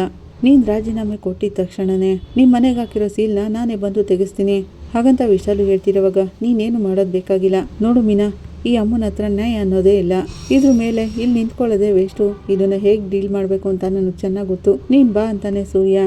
ಮೀನಾ ಹೋಗ್ತಿರೋವಾಗ ವಿಶಾಲು ತಡಿತಾಳೆ. ಮೀನಾ, ನಾನು ಈಗಲೂ ಹೇಳ್ತಿದ್ದೀನಿ, ನಿನ್ನ ಪದವಿಗೆ ರಾಜೀನಾಮೆ ಕೊಟ್ಟಿದ್ದ ನಿಮಿಷದಲ್ಲೇ ನಿಮ್ಮ ಮನೆ ನಿಮ್ಮ ಕೈಗೆ ಬರುತ್ತೆ ಅಂತಾಳೆ. ಚೆನ್ನಾಗಿ ಯೋಚನೆ ಮಾಡು ಅಂತಿರುವಾಗ ಮೀನಾ, ಅದನ್ನೆಲ್ಲ ಬಿಡು, ನೀನು ಬಾ ಬೇಗ ಅಂತಾನೆ ಸೂರ್ಯ. ಈ ಕಡೆ ಶಾಂತಿ ಯೋಚನೆ ಮಾಡ್ತಿರುವಾಗ ಕುಸುಮ ಅವರು ಶಾಂತಿಗೆ ಮಲಗೋಕೆಲ್ಲ ವ್ಯವಸ್ಥೆ ಮಾಡಿರ್ತಾರೆ. ಬನ್ನಿ ಬಿಗ್ರೆ, ನಿಮಗೆ ಮಲಗೋಕೆಲ್ಲ ವ್ಯವಸ್ಥೆ ಮಾಡಿದೀವಿ ಅಂತಾರೆ. ಏನಿದು ಎಲ್ಲ ಹೊಸ್ದಾಗಿ ಕಾಣಿಸ್ತಿದೆ ಅಂತ ಶಾಂತಿ ಕೇಳ್ತಾಳೆ. ಹೌದು ಬಿಗ್ರೆ, ಇಲ್ಲಿ ಸೊಳ್ಳೆಗಳು ಬೇರೆ ಜಾಸ್ತಿ, ನಿಮ್ಗೆ ಚಾಪೆ ಮೇಲೆಲ್ಲ ಮಲಗೋಕ್ಕಾಗಲ್ಲ ಅಂತ ಮಂಜ ಹೋಗಿ ಎಲ್ಲಾನು ಹೊಸ ತಗೊಂಡ್ ಬಂದ ಅಂತಾಳೆ. ಹೀಗೆ ಪರ್ದ ಕಟ್ಟೋದ್ಕಿಂತ ಒಂದು ಎ ಸಿನೇ ತೊಗೊಂಡು ಬರ್ಬೋದಿತ್ತಲ್ಲ ಅಂತ ಶಾಂತಿ ಕೇಳ್ತಾಳೆ. ಏ ಶಾಂತಿ, ನಿನ್ನ ಮಗನೇ ಅಲ್ವಾ ಶೋರೂಮ್ ನಡೆಸೋದು, ಅವ್ನಿಗೆ ಹೇಳಿ ಒಂದು ಎ ಸಿನ ಇಲ್ಲಿಗೆ ತರಿಸ್ಕೊಳ್ಳೋದಲ್ವಾ ಅಂತಾರೆ ರಂಗನಾಥ್ ಅವರು. ಆಗ ಶಾಂತಿ, ನಾನೇ ಇಲ್ಲಿಂದ ಎಷ್ಟೊತ್ತಿಗೆ ಹೋಗ್ತೀನೋ ಅಂತ ಅನ್ನಿಸ್ತಿದೆ, ನಾನು ಇಲ್ಲಿ ಸ್ವಲ್ಪ ದಿನ ಇರ್ತೀನಿ ಅಷ್ಟೇ, ಅದಕ್ಕೆ ಓಸಿಲಿ ಎ ಸಿ ತೊಗೊಂಡು ಬಂದು ಇಲ್ಲಿ ಇಡ್ಲಾ? ಸರಿ, ಹಾಗೇನೆ ಓಸಿಲಿ ಎ ಸಿ ತೊಗೊಂಡು ಬಂದ್ರು ತಿಂಗಳ ಕರೆಂಟ್ ಬಿಲ್ ಎಷ್ಟು ಬರುತ್ತೆ ಅಂತ ನಿಮಗೆ ಗೊತ್ತಲ್ವಾ ಅಂತಾಳೆ. ಅದನ್ನ ಇವ್ರ ಕೈಲಿ ಕಟ್ಟಕ್ಕಾಗುತ್ತಾ ಅಂತಾಳೆ. ಆಗ ಮಂಜ ಏರ್ ಕೂಲರ್ ತಂದಿರೋದನ್ನ ತೋರಿಸ್ತಾನೆ. ನಿಮ್ಗೋಸ್ಕರ ಇವಾಗ ತಾನೇ ತಗೊಂಡ್ ಬಂದೆ, ಏರ್ ಕೂಲರ್ ಇದನ್ನ ಹಾಕಿದ್ರೆ ತಣ್ಣ ಗಾಳಿ ಬೀಸುತ್ತೆ ಅಂತ ತೋರಿಸ್ತಾನೆ. ಮಂಜ ಸೂಪರ್ ಆಗಿದೆ ಕಣೋ ಅಂತಾಳೆ ಮೀನಾ. 5 ಸ್ಟಾರ್ ಹೋಟ್ಲಲ್ಲಿ ಇರುತ್ತಲ್ಲ ಆ ರೀತಿ ಇದೆ ಕಣೋ ಅಂತಾನೆ ಸೂರ್ಯ. ಆಗ ಶಾಂತಿ, ಏನೋ 5 ಸ್ಟಾರ್ ಹೋಟ್ಲಿಗೆ ಹೋಗಿದ್ಯಾ ಅಂತ ಕೇಳ್ತಾಳೆ. ಏನು ನೀನ್ ಹೋಗಿದ್ ಬಂದಿದ್ಯಾ ಅಂತ ರಂಗನಾಥ್ ಅವರು ಕೇಳ್ತಾರೆ. ಬಿಡಪ್ಪ ಅವ್ರು ಏನೋ ಹೇಳ್ಕೊತಿದ್ದಾರೆ ಅಂತ ಸೂರ್ಯ ಹೇಳ್ತಾನೆ. ಎಲ್ಲ ನಾನು ಹಣೆ ಬರ ಅಂತ ಶಾಂತಿ ಹೇಳ್ತಿರೋವಾಗ ನಿಮ್ಮ ಹಣೆ ಬರನ ಬರ್ಕೊಂಡಿದ್ದು ನೀವೇ ಅಲ್ವಾ ಸಕ್ರೆ ಅಂತಾನೆ ಸೂರ್ಯ. ನಾನಾ ಅಂತಾಳೆ ಶಾಂತಿ. ಹೌದು ಸಕ್ರೆ, ನೀವು ಮಾಡಿದಿರಲ್ಲ ಸಹವಾಸ, ಅದರಿಂದನೇ ನಮ್ಗೆ ಈ ಸ್ಥಿತಿ ಬಂದಿರೋದು ಅಂತಾನೆ. ಏನ್ರಿ ಇವನು ಯಾರ ಬಗ್ಗೆ ಹೇಳ್ತಿದ್ದಾನೆ ಅಂತಾಳೆ ಶಾಂತಿ. ನಾನು ಹೇಳ್ತಿರೋದು ನಿಮ್ ಫ್ರೆಂಡ್ ಈ ವಿಶಾಲು ಇದ್ದಾಳಲ್ಲ ಅವಳ ಬಗ್ಗೆ ಅಂತಾನೆ. ಏನಾಯ್ತು ಅವಳಿ ಅಂದ್ರೆ ಹೊಸದಾಗಿ ಏನಾದ್ರು ಮಾಡಿದ್ರ ಅಂತ ಕೇಳ್ತಾರೆ ಕುಸುಮ. ಮಾಡ್ಬೇಕಾಗಿರೋದ್ನೆಲ್ಲನು ಆಯಮ್ಮ ಈಗಾಗ್ಲೇ ಮಾಡಾಗಿದೆ ಅತ್ತೆ. ಸೂರ್ಯ ಹಾಗಂತಿರುವಾಗ ಅರ್ಥ ಆಗ್ತಿಲ್ವಾ ಸೂರ್ಯ ಅಂತಾರೆ ರಂಗನಾಥ್ ಅವರು. ಆಗ ಮೀನಾ, ಮಾವ ನಾವ್ ಆ ಫೈನಾನ್ಷಿಯರ್ನ ನೋಡಕ್ ಹೋಗಿದ್ವಿ. ನಾವ್ ಅಲ್ಲಿಗೆ ಹೋದ್ಮೇಲೆನೆ ಗೊತ್ತಾಗಿದ್ದು ಆ ವಿಶಾಲಮ್ಮ ಎಷ್ಟೊಂದು ದೊಡ್ಡ ದ್ರೋಹ ಮಾಡಿದಾಳೆ ಅಂತ. ಅವಳಾಗಂತಿರುವಾಗ ನಾನು ಹೇಳಿದ್ನಲ್ಲಪ್ಪ ಮಿಶ್ರಾ ಅನ್ನೋ ಇನ್ಕಮ್ ಟ್ಯಾಕ್ಸ್ ಆಫೀಸರ್ ನಮ್ಗೆ ಗೊತ್ತು ಅಂತ, ಅವ್ರನ್ನ ಕರ್ಕೊಂಡು ಫೈನಾನ್ಷಿಯರ್ ಆಫೀಸ್ಗೆ ಹೋಗಿದ್ವಿ ಅಪ್ಪ. ಈ ಸಾರಿ ಏನಾದ್ರು ಅವ್ನು ನಿಮ್ಗೆ ಸಿಕ್ಕುದ್ನ ಅಂತಾರೆ ರಂಗನಾಥ್ ಅವರು. ಅವನು ಮಿಶ್ರಾ ಸರ್ನ ನೋಡಿದ ತಕ್ಷಣ ಎದ್ರುಕೊಂಡು ಓಡ್ ಬಂದ್ಬಿಟ್ಟಪ್ಪ. ಎದ್ರುಕೊಂಡು ಗಡಗಡ ಅಂತ ನಡುಕ್ತಿದ್ದ ಗೊತ್ತಾ. ಆಗ್ಲೇ ಗೊತ್ತಾಯ್ತು ಅವ್ನು ಹೇಗೆ ನ್ಯಾಯವಾಗಿ ಸಂಪಾದನೆ ಮಾಡಿದಾನೆ ಅಂತ. ಸೂರ್ಯ ಹಾಗಂತಿರುವಾಗ ಅಲ್ಲೇನೋ ನಡೀತು ಅಂತಾರೆ ರಂಗನಾಥ್ ಅವರು. ಮಿಶ್ರಾ ಸರ್ ಅವನ ಹತ್ರ ಟೈಮ್ ಕೊಡು ಅಂತ ಕೇಳಿದ್ರಪ್ಪ. ಆಗ ಅವನು ನಮ್ಗವನು ದುಡ್ಡೇ ಕೊಟ್ಟಿಲ್ಲ ಅಂತ ಹೇಳ್ದಪ್ಪ ಅಂತಾನೆ. ಏನು ಹೇಳ್ತಿದ್ಯಾ, ಅವನ್ ತಾನೇ ದುಡ್ಡು ಕೇಳಿ ನೋಟಿಸ್ ಕೊಟ್ಟಿದ್ದು ಅಂತ ಶಾಂತಿ ಹೇಳ್ತಾಳೆ. ಹಾಗಂತ ನಮ್ಮನ್ನ ನಂಬಿಸಿದ್ರು ಸಕ್ರೆ. ಅಪ್ಪ ಹಿಂದೆ ನಿಂತ್ಕೊಂಡು ನರಿ ಬುದ್ಧಿ ತೋರಿಸ್ತಾರೆ ಅಂತ ಹೇಳ್ತಾರಲ್ಲಪ್ಪ, ಅಂತ ಕೆಲ್ಸನ ಆ ವಿಶಾಲಮ್ಮ ಸಕ್ರೆ ಜೊತೆ ಸೇರ್ಕೊಂಡು ಮಾಡಿದಾಳೆ. ಅವಳೇನೋ ಮಾಡಿದ್ಲು ಅಂತ ರಂಗನಾಥ್ ಅವರು ಕೇಳ್ತಾರೆ. ಮಾವ ಆ ಫೈನಾನ್ಷಿಯರ್ ಕೊಟ್ಟಿದ್ರಲ್ಲ 48 ಲಕ್ಷ, ಅದು ಆ ವ್ಯಕ್ತಿದಲ್ಲ. ಆ ವಿಶಾಲಮ್ಮ ತನ್ನ ದುಡ್ಡನ್ನ ಆ ಫೈನಾನ್ಷಿಯರ್ ಮೂಲಕ ಸಾಲ ಅಂತ ಅತ್ತೆ ಕೊಡ್ಸಿರೋದು ಅಂತಾಳೆ. ಮೀನಾ ಹಾಗಂದಿದ ತಕ್ಷಣ ಶಾಂತಿ ಶಾಕ್ ಆಗ್ತಾಳೆ. ಏನ್ ಹೇಳ್ತಿದ್ಯಾ ನೀನು ಅಂತ ಶಾಂತಿ ಕೇಳ್ತಾಳೆ. ಹೌದು ಅತ್ತೆ, ಒಂದೊಂದ್ಸರಿಗೂ ನೀವು ದುಡ್ಡು ತಗೋತಿದ್ರಲ್ಲ ಹೋಗಿ ಹೋಗಿ ಅದನ್ನೆಲ್ಲ ಕೊಟ್ಟಿದ್ದು ಆ ವಿಶಾಲಮ್ಮನೆ ಅಂತಾಳೆ ಮೀನಾ. ಆ ಫೈನಾನ್ಷಿಯರ್ ಎಲ್ಲಾನು ಬಾಯ್ಬಿಟ್ಟ ಸಕ್ರೆ. ಆ ವಿಶಾಲಮ್ಮನೆ ನಮ್ಮ ಮನೆ ಪತ್ರನ ತಗೊಂಡೋಗಿರೋದು, ಅವನನ್ನ ಮುಂದೆ ಬಿಟ್ಟು ದುಡ್ಡನ್ನ ಕೊಟ್ಟಿರೋದು ನಮ್ಗೆ, ಹಾಗಂತ ಆ ಫೈನಾನ್ಷಿಯರೇ ಹೇಳಿದ್ದು ಅಂತಾನೆ. ಹಾಗಂತ ಸೂರ್ಯ ಹೇಳ್ತಿರೋವಾಗ ಹಾಗಾದ್ರೆ ನೋಟಿಸ್ ಕೊಟ್ಟು ನಮ್ಮನ್ನ ಮನೆಯಿಂದ ಆಚೆ ಬರೋ ಹಾಗೆ ಮಾಡಿದ್ದು ಅಂತ ರಂಗನಾಥ್ ಅವರು ಕೇಳ್ತಾರೆ. ಅದನ್ನೆಲ್ಲ ಮಾಡಿದ್ದು ಆ ವಿಶಾಲಮ್ಮನೆಯಪ್ಪ. ಸಕ್ರೆ ನಿಮ್ ಫ್ರೆಂಡು ಎಷ್ಟು ಮಟ್ಟಿಗೆ ದ್ರೋಹ ಮಾಡಿದ್ದಾರೆ ನೋಡಿದ್ರಾ. ಹಾಗಂತ ಸೂರ್ಯ ಹೇಳ್ತಿರುವಾಗ ಆ ವಿಶಾಲಮ್ಮನ ಹತ್ರ ಹೋಗಿ ಕೇಳಿದ್ವಿ. ಅವಳೇನೆ ದುಡ್ಡು ಕೊಟ್ಟು ನಾನೇ ಆ ಪತ್ರನ ಇಟ್ಕೊಂಡಿರೋದು ಅಂತ ಒಪ್ಕೊಂಡ್ಲು. ಹಾಗಲ್ಲ ಅಂತ ಶಾಂತಿ ಕೇಳ್ತಾಳೆ. ಏನ್ ಮೀನಾ ಎಂತ ಕೆಲಸ ಮಾಡಿದ್ದಾರೆ ಅವರು, ಬೀಗ್ರ ಜೊತೆ ಸ್ನೇಹ ಬೆಳೆಸಿ ಈಗಿಂತ ದ್ರೋಹ ಮಾಡಕ್ಕೆ ಹೇಗ್ ಮನ್ಸು ಬಂತು ಅವಳಿಗೆ ಹಾಗಂತ ಕುಸುಮ ಕೇಳ್ತಾರೆ. ಆ ಅಮ್ಮ ಇವ್ರ ಸ್ನೇಹ ಬೆಳೆಸಿರೋದೇ ದ್ರೋಹ ಮಾಡಕ್ಕೆ ಅತ್ತೆ. ಸೂರ್ಯ ಹಾಗಂತಿರುವಾಗ ಅವಳ ಜೊತೆ ನೀವು ಮನೆ ಬಗ್ಗೆ ಮಾತಾಡಿದ್ರ ಅಂತಾರೆ ರಂಗನಾಥ್ ಅವರು. ಮಾತಾಡಿದ್ವಿ ಅಪ್ಪ, ಸ್ವಲ್ಪ ದುಡ್ಡು ಕೊಡ್ತೀವಿ, ಮನೆಗೆ ಹಾಕಿರೋ ನೋಟಿಸ್ನ ತೆಗೆದು ಜಪ್ತಿ ಮಾಡಿಸಿರೋದನ್ನ ಕ್ಯಾನ್ಸಲ್ ಮಾಡಿಸು ಅಂತ ಕೇಳಿದ್ವಿ. ಅದಕ್ಕೆ ಅವಳೇನು ಹೇಳಿದ್ಲು ಅಂತಾರೆ ರಂಗನಾಥ್ ಅವರು. ಆಗೋಲ್ಲ ಅಂತ ಹೇಳಿದ್ಲಪ್ಪ, ಅದಕ್ಕೆ ಕಂಡೀಷನ್ ಬೇರೆ ಹಾಕಿದ್ಲು ಅಂತಾನೆ. ಹೇಳ್ಬೇಕು ಅಂದ್ರೆ ಆ ಅಮ್ಮನ್ಗೆ ನಮ್ಮ ಮನೇನ ನಮ್ಗೆ ವಾಪಸ್ ಕೊಡೋ ಐಡಿಯಾನೇ ಇಲ್ಲ. ಹಾಗಂತ ಸೂರ್ಯ ಹೇಳಿದ ತಕ್ಷಣನೇ ಶಾಂತಿ ಶಾಕ್ ಆಗ್ತಾಳೆ. ಟೀಚರ್ ಅಂತ ಸಕ್ರೆ ಫ್ರೆಂಡು ಅಂತ ಹೇಳ್ಕೊಂಡು ಅವ್ರ ಹಿಂದೆ ಸುತ್ತಾನೆ ಇಲ್ಲಲ್ಲ ಆ ಅಮ್ಮ. ನೋಡಿದ್ರ ಟೀಚರ್ಗೆ ಎಂತ ದ್ರೋಹ ಮಾಡಿದಾಳೆ ಅಂತ. ಅವಳು ಗುರು ದ್ರೋಹ ಮಾಡಿದಾಳೆ. ಇದಕ್ಕೂ ಮೇಲೆ ನೀವೇ ಅರ್ಥ ಮಾಡ್ಕೋಬೇಕೆಲ್ಲಾನು ಅಂತಾನೆ ಸೂರ್ಯ. ಆಗ ರಂಗನಾಥ್ ಅವರು ಈಗ ಮನೆಗೆ ಏನೋ ಮಾಡೋದು ಅಂತಾನೆ. ಚಿಂತೆ ಮಾಡಬೇಡಿ ಮಾವ, ಕೋರ್ಟ್ ತೆಗೀಲಿ, ಲಾಯರ್ ಮೇಡಮ್ ಹೇಗಾದ್ರೂ ಸ್ಟೇ ತಗೋತೀನಿ ಅಂತ ಹೇಳಿದ್ದಾರೆ, ಖಂಡಿತ ಎಲ್ಲ ಒಳ್ಳೇದಾಗುತ್ತೆ ಅಂತಾಳೆ ಮೀನಾ. ಹೌದಪ್ಪ ನೀನೇನು ಚಿಂತೆ ಮಾಡಬೇಡ, ಮಲ್ಗಿ ನಿದ್ದೆ ಮಾಡು ಅಂತಾನೆ ಸೂರ್ಯ. ಶಾಂತಿ ತಲೆ ತಗ್ಗಿಸ್ಕೊಂಡು ಯೋಚನೆ ಮಾಡ್ತಾ ನಿಂತಿರ್ತಾಳೆ. ನೋಡು ಶಾಂತಿ, ಈಗಲಾದ್ರೂ ನಿನ್ಗೆ ಅರ್ಥ ಆಯ್ತಾ ಒಳ್ಳೆಯವ್ರು ಯಾರು ಕೆಟ್ಟವ್ರು ಯಾರು ಅಂತ. ನಿನ್ ಮೇಲೆ ಅಕ್ರೆ ಇಟ್ಕೊಂಡಿರೋರ್ನ, ಚೆನ್ನಾಗಿ ನೋಡ್ಕೊಳ್ಳೋರ್ನ ಉದಾಸೀನ ಮಾಡ್ತೀಯಾ, ನೀನು ಕೆಟ್ಟದ್ ಮಾಡೋರ್ನ ತಲೆ ಮೇಲೆ ಹೊತ್ಕೊಂಡು ಮೆರೆಸ್ತೀಯಾ. ಹಾಗಂತ ರಂಗನಾಥ್ ಅವರು ಹೇಳ್ತಿರೋವಾಗ ಆ ವಿಶಾಲು ಈ ತರ ಮಾಡ್ತಾಳೆ ಅಂತ ನಾನು ಅನ್ಕೊಂಡೇ ಇರ್ಲಿಲ್ಲ. ಶಾಂತಿ ಹಾಗಂತಿರೋವಾಗ ಆ ಅಮ್ಮ ಸರಿ ಇಲ್ಲ, ಅವಳ ಜೊತೆ ಸೇರ್ಬೇಡ ಅಂತ ಎಷ್ಟು ಸರಿ ಹೇಳಿದ್ವಿ ನಾವು. ಮೀನಾ ಕೂಡ ಮೊದ್ಲೇನೆ ಹೇಳಿದ್ಲು, ಆದ್ರೆ ನೀನ್ ಎಲ್ಲಿ ಕೇಳ್ದೆ. ನಿನ್ ಮಗ ಫೋರ್ಜರಿ ಸೈನ್ ಮಾಡಿ ಸಾಲ ಮಾಡ್ದ, ನಿನ್ ಫ್ರೆಂಡು ನಮ್ಮನ್ನ ಮನೆ ಬಿಟ್ಟು ಆಚೆ ಕಳ್ಸಿದ್ಲು. ಈಗ್ಲಾದ್ರೂ ಅರ್ಥ ಮಾಡ್ಕೋ ಯಾರ್ಯಾರು ಹೇಗೆ ಅಂತ. ಹಾಗಂತ ರಂಗನಾಥ್ ಅವರು ಹೇಳೋಗ್ತಾರೆ. ಈ ಕಡೆ ಮೀನಾ ಯೋಚನೆ ಮಾಡ್ತಿದ್ದಾಳೆ. ಏನ್ ಮೀನಾ ಯೋಚನೆ ಮಾಡ್ತಿದೀಯ ಅಂತ ಸೂರ್ಯ ಕೇಳ್ತಾನೆ. ನೋಡ್ರಿ ಆ ವಿಶಾಲಮ್ಮನ, ನನ್ನ ಪದವಿಗೂ ಈ ಸಾಲಕ್ಕೂ ಮನೆ ಸೀಲ್ ಹಾಕಿಸಿರೋದಕ್ಕೂ ಏನ್ರಿ ಸಂಬಂಧ ಹಾಗಂತ ಅವಳು ಕೇಳ್ತಿರೋವಾಗ, ನೋಡು ಮೀನಾ, ಆಯಮ್ಮ ದೊಡ್ಡ ವ್ಯಾಪಾರಿ, ಮೊದ್ಲೆಲ್ಲ ದುಡ್ಡು ಕೊಡಿಸ್ತೀನಿ ಅಂತ ಆ ಫೈನಾನ್ಷಿಯರ್ ಹತ್ರ ಕೊಡಿಸಿ ಸಕ್ರೆನ ಏಮಾರ್ಸಿದ್ಲು. ಈಗ ಸೀಲ್ ಹಾಕ್ಸಿರೋ ಮನೆನ ಕೊಡಿಸ್ತೀನಿ, ನೀನು ಪದವಿಯಿಂದ ಇಳಿ ಅಂತ ನಿನ್ ಪದವಿ ಮೇಲೆ ಕಣ್ಣಾಕಿದ್ದಾಳೆ. ನೀನು ನಮ್ಮ ಕುಟುಂಬಕ್ಕೋಸ್ಕರ ಏನ್ ಬೇಕಾದ್ರೂ ಮಾಡ್ತೀಯ ಅಂತ ನನಗೆ ಚೆನ್ನಾಗೇ ಗೊತ್ತು. ನೋಡು ಮೀನಾ, ನೀನು ಹೂ ಮಾರೋರ್ ಸಂಘದ ಅಧ್ಯಕ್ಷ ಆಗಿರೋವರೆಗೂ ಆ ಅಮ್ಮನ್ಗೆ ಅಲ್ಲಿ ಏನು ಮಾಡೋಕ್ಕಾಗಲ್ಲ. ಅದಕ್ಕೆ ಅವಳು ಆಗ ಹೇಳಿರೋದು, ಒಂದು ಆ ಅಮ್ಮ ಅಧ್ಯಕ್ಷ ಸ್ಥಾನದಲ್ಲಿ ಇರ್ಬೇಕು, ಇಲ್ಲ ಅಂದ್ರೆ ಅವಳಿಗೆ ಬೇಕಾಗಿರೋರು ಅಧ್ಯಕ್ಷರ ಸ್ಥಾನದಲ್ಲಿ ಇರ್ಬೇಕು. ಹಂಗಾದ್ರೆ ನೋಡಪ್ಪ, ಅವಳು ಅನ್ಕೊಂಡಿದ್ ಕಾರ್ಯನ ಸಾಧನೆ ಮಾಡ್ಕೊಂಡ್ ಬಿಡ್ತಾಳೆ. ಆ ಸ್ಥಾನದಲ್ಲಿ ನೀನಿರೋವರೆಗೂ ಆ ಅಮ್ಮ ಏನು ಮಾಡ್ಕೊಳಕ್ಕಾಗಲ್ವಲ್ಲ. ಆ ಸ್ಥಾನದಲ್ಲಿ ಇಲ್ವಲ್ಲ ಅಂತ ಅವಳಿಗೆ ಯಾರು ಯಾವ ಗೌರವನೂ ಕೊಡ್ತಿಲ್ಲ. ಅದಕ್ಕೆ ಆ ಅಮ್ಮ ನಿನ್ನ ಅಧ್ಯಕ್ಷ ಸ್ಥಾನದಿಂದ ಇಳಿ ಅಂತ ಎದುರಿಸ್ತಿರೋದು. ಹಾಗಂತ ಸೂರ್ಯ ಹೇಳ್ತಿರುವಾಗ, ಅವಳು ನನ್ನಿಂದ ಸೋತ್ಲಲ್ಲ, ಅದು ಅವಳಿಗೆ ದೊಡ್ಡ ಅವಮಾನ ಅನ್ಸಿರ್ಬೇಕಲ್ಲ ಅಂತಾಳೆ ಮೀನಾ. ಹೌದು ಮೀನಾ, ನೀನೇನಾದ್ರೂ ಆ ಪದವಿನ ಅವಳು ಕೊಟ್ಬಿಟ್ಟೆ ಅನ್ಕೋ, ಆಗ ನೋಡು ಅವಳ ಆಟನ ಅವಳು ಶುರು ಮಾಡ್ಕೊಂಡ್ ಬಿಡ್ತಾಳೆ, ಎಲ್ಲಾರನ್ನೂ ಅವ್ರ ಕಾಳು ಕೆಳಗೆ ಹಾಕೊಂಡ್ ಬಿಡ್ತಾಳೆ ಮೀನಾ ಅಂತಿರೋವಾಗ ನನಗೆ ಆ ಪದವಿ ಮುಖ್ಯ ಅಲ್ಲ ರೀ, ನನಗೆ ನಮ್ಮ ಮನೆಯವರೇ ಮುಖ್ಯ, ನಮ್ಮ ಕುಟುಂಬನೇ ಮುಖ್ಯ ಅಂತಾಳೆ ಮೀನಾ. ಆ ಮನೆ ಬಿಟ್ಟು ಅತ್ತೆ ಮಾವ ಇಲ್ಲಿಗೆ ಬಂದು ಎಷ್ಟೊಂದು ಕಷ್ಟಪಡ್ತಿದ್ದಾರೆ, ಅದು ನೆನೆಸ್ಕೊಂಡ್ರೆ ನನಗೆ ತುಂಬಾನೇ ಕಷ್ಟ ಆಗುತ್ತೆ ಅಂತಾಳೆ ಮೀನಾ. ಒಂದು ಕೆಲಸ ಮಾಡ್ತೀನಿ, ನಾಳೆನೇ ಹೋಗಿ ಸಂಘದ ಅಧ್ಯಕ್ಷ ಪದವಿಗೆ ರಾಜೀನಾಮೆ ಕೊಟ್ಬಿಡ್ತೀನಿ ಅಂತಾಳೆ ಮೀನಾ. ಅದನ್ನ ಇಟ್ಕೊಂಡು ನಾನೇನ್ರಿ ಮಾಡ್ಲಿ ಅಂತಾಳೆ. ಏನ್ ಮೀನಾ ನೀನು ಆ ರೀತಿ ಲೂಟ್ ಥರ ಯಾವ ನಿರ್ಧಾರನೂ ತಗೋಬೇಡ. ಏನು ಆಟ ಆಡ್ತಿದೀಯಾ? ಮತ್ತೇನಕ್ಕೆ ನಿನಗೆ ಎಲ್ಲರೂ ಓಟ್ ಕೊಟ್ಟು ಗೆಲ್ಸಿರೋದು? ಎಂಥ ಸಮಸ್ಯೆ ಬಂದರು ಅದನ್ನ ನೀನು ಎದುರಿಸಿ ನಿಲ್ತೀಯ ಅಂತ ತಾನೆ. ಅದನ್ನ ಬಿಟ್ಟು ಸಮಸ್ಯೆ ಬಂತು ಅಂತ ಓಡೋಗ್ತಿದೀಯಲ್ಲ ಮೀನಾ. ಹಾಗಂತ ಸೂರ್ಯ ಹೇಳ್ತಿರುವಾಗ ಅರ್ಥ ಆಗ್ತಿದ್ದೀರಿ, ಆದ್ರೆ ನಾವೆಲ್ಲರೂ ನಮ್ಮ ಮನೆಗೆ ಹೋಗ್ಬೇಕು ಅಂದ್ರೆ ಇದೊಂದೇ ಅಲ್ವಾ ದಾರಿ ಇರೋದು ಅಂತಾಳೆ. ಅದನ್ನ ಮಾಡದೇ ಇದ್ರೆ ಅಂತಿರೋವಾಗ ಅರೆ ಏನ್ ಮೀನಾ ನೀನು ಆ ವಿಶಾಲಮ್ಮ ಹೇಳ್ದಂಗೆನೆ ಮಾಡಕ್ ಹೋಗ್ತಿದೀಯಲ್ಲ. ನೀನ್ ರಾಜೀನಾಮೆ ಕೊಟ್ಟ ತಕ್ಷಣ ಮನೆ ಕೊಟ್ಬಿಡ್ತಾಳ ಯಮ್ಮ ಅನ್ಕೊಂಡಿದ್ಯಾ? ಆಮೇಲೆ ಪದವಿನೂ ಇಲ್ಲ ಮನೆನೂ ಇಲ್ಲ ಅನ್ನೋಗಾಗ್ಬಿಡುತ್ತೆ. ನಿನ್ನನ್ನು ನಂಬಿ ಎಷ್ಟೊಂದು ಜನ ಹೂ ವ್ಯಾಪಾರಿಗಳು ನಿನಗೆ ಓಟ್ ಹಾಕಿದ್ದಾರೆ. ಆ ವಿಶಾಲಮ್ಮ ಬೇಡ ಅನ್ಕೊಂಡೆ ನಿನ್ಗೆ ಓಟ್ ಹಾಕಿರೋದು. ನಿನ್ ಪಾಡಿಗೆ ನೀನು ರಾಜೀನಾಮೆ ಕೊಟ್ಬಿಟ್ರೆ ಓಟ್ ಮಾಡಿರೋರ್ ಬಗ್ಗೆ ಯೋಚನೆ ಮಾಡೋ ಮೀನಾ ಅಂತಾನೆ. ಆ ವಿಶಾಲಮ್ಮ ಬೇಡ ಅಂತ ಹೇಳಿ ನಿನ್ಗೆ ಓಟ್ ಹಾಕಿದಾರಲ್ಲ ಅವ್ರೆಲ್ಲರೂ ಮುಟ್ಟಾಳ್ರಾಗಲ್ವಾ ಅಂತಾನೆ. ಓಟ್ ಕೊಟ್ಟವ್ರನ್ನ ಏಮಾರಿಸ್ಬೇಡ, ಅವಸರ ಪಟ್ಟು ಯಾವ ನಿರ್ಧಾರನೂ ತಗೋಬೇಡ, ಚೆನ್ನಾಗಿ ಯೋಚನೆ ಮಾಡು ಅಂತಾನೆ. ನಮ್ಮ ಮನೆ ಮುಖ್ಯ ಅಲ್ವಾ ಅಂತ ಮೀನಾ ಕೇಳ್ತಿರುವಾಗ ನೋಡು ಮೀನಾ, ನಂಬಿಕೆ ಇಡೋಣ, ದೇವ್ರು ಬೇರೆ ಏನಾದ್ರೂ ದಾರಿ ತೋರಿಸ್ತಾನೆ ಅಂತಾನೆ ಸೂರ್ಯ.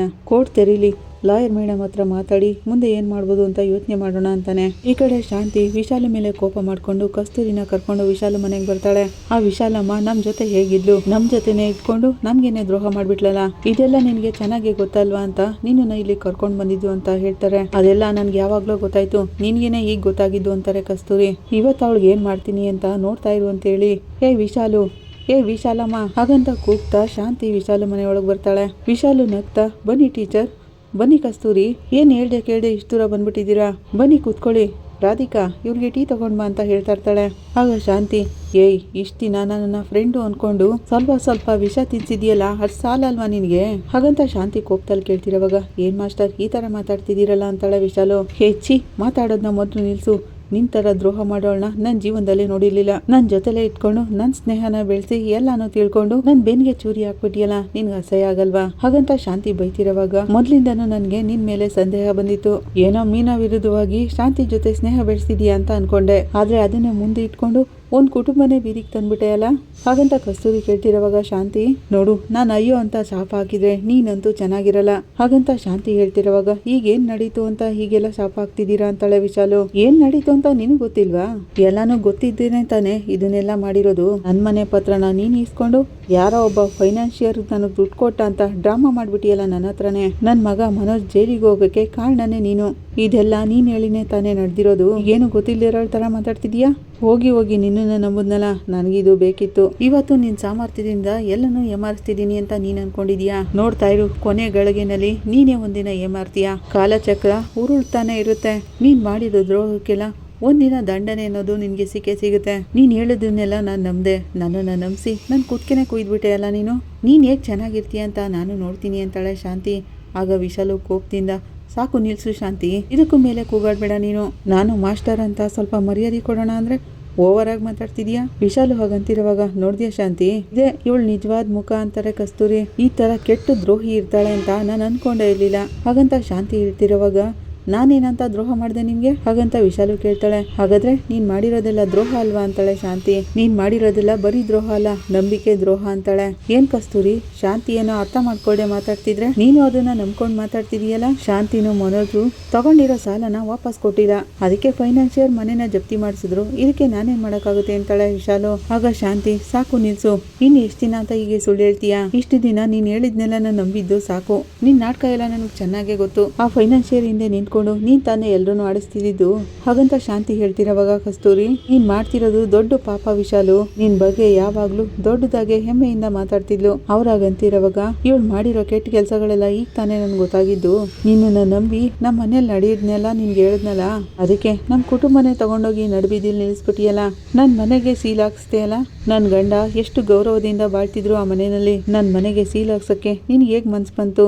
ಶಾಂತಿ ಹಾಗಂತಿರೋವಾಗ ಒಬ್ರು ಕಷ್ಟದಲ್ಲಿರೋವಾಗ ಅದ್ರಲ್ಲಿ ತಮ್ಮ ಸಂತೋಷನ ನೋಡೋದು ತಪ್ಪು ವಿಶಾಲು. ಅದಕ್ಕಿಂತ ದೊಡ್ಡ ಪಾಪ ಇನ್ನೊಂದಿಲ್ಲ. ನಿನ್ನನ್ನ ಮನುಷ್ಯ ಹೇಳು ಅಂತಾನು ಹೇಳಕ್ ಆಗ್ತಿಲ್ಲ ಅಂತಾರೆ ಕಸ್ತೂರಿ. ದುಡ್ಡಿದೆ ಅಂತ ಕೊಬ್ನಲ್ಲಿ ಹೀಗೆಲ್ಲ ಆಡ್ತಿದೀಯಲ್ಲ ಅಂತ ಕೇಳ್ತಿರೋವಾಗ ವಿಶಾಲು ಇಬ್ರು ಮಾತಾಡ್ ಮುಗಿಸಿದ್ರ ಶಾಂತಿ ನಿನ್ಗೆ ಟೈಮ್ ಹೋಗ್ತಿಲ್ಲ ಅಂತ ಈ ಕಸ್ತೂರಿನ ಜೊತೆಲಿ ಕರ್ಕೊಂಡ್ ಬಂದಿಯಾ? ವಿಶಾಲು ಹಾಗಂತಿರೋವಾಗ ಕಸ್ತೂರಿ ಬೇಡ ವಿಶಾಲು, ತುಂಬಾ ಮಾತಾಡ್ತಿದೀಯಾ ಅಂತಾರೆ. ಇಷ್ಟು ದಿನ ನಾವು ನಿನ್ ಸ್ನೇಹಿತರಾಗಿದ್ವಲ್ಲ ಅದನ್ನು ನೋಡ್ತಿಲ್ವಲ್ಲ ಅಂತಾರೆ ಕಸ್ತೂರಿ.